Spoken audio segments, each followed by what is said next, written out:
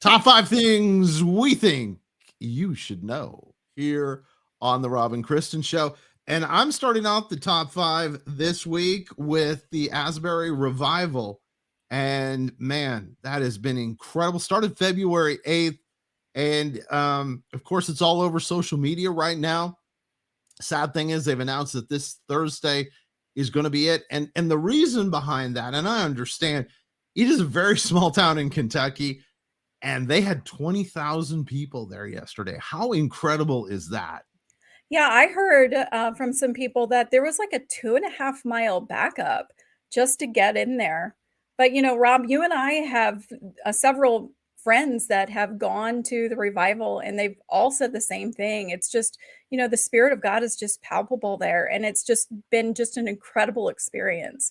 So yeah, it's sad that they've decided that they need to end it, but the exciting thing is that we have seen revival spark at college campuses across the United States and some churches. And it's been just really exciting to see what some of them are doing. And, like Cedarville University, my alma mater, are taking groups of students. They're going out into other colleges and trying to witness to the people on the campuses. So those types of things are so exciting to hear. That is, it's exciting. You know what? A little birdie told me about number two. Very cute. Yes. One of the things that I saw in the news that I thought was super cool is that the Stellar's Sea Eagle was spotted back off the coast of Maine for the first time in almost a year. So, just if you know nothing about this bird, which I didn't know, apparently this eagle is from eastern Siberia. And there was not more than one, there was just one. So there was this humongous bird, wingspan 8 feet, approximately 20 pounds is what the average stellar sea eagle is. And that's huge. Compared to the bald eagle, that's even bigger. And can you imagine that thing swooping down over your car as you're driving?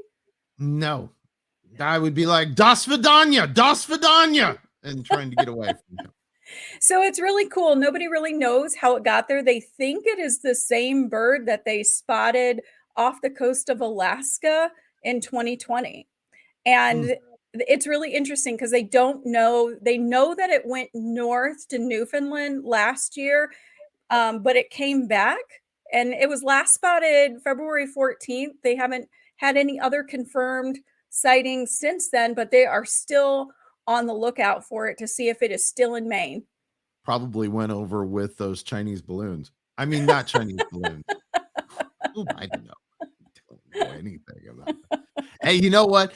Though this, I don't know how to segue because there's no really cute, fancy way to segue.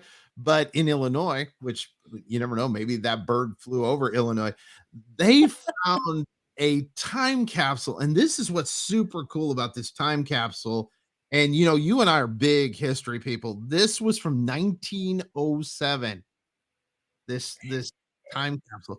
Yeah, Champaign, it's the University of Illinois Champaign-Urbana, and by the way, which awesome pizza there. I have been Champaign, one of my favorite places to get pizza. Little side note, I'd love to go see this capsule being open and then grab some pizza. So that yeah, I think everybody knows that you like pizza after the last it was episode where Gouda. you're talking about Yes.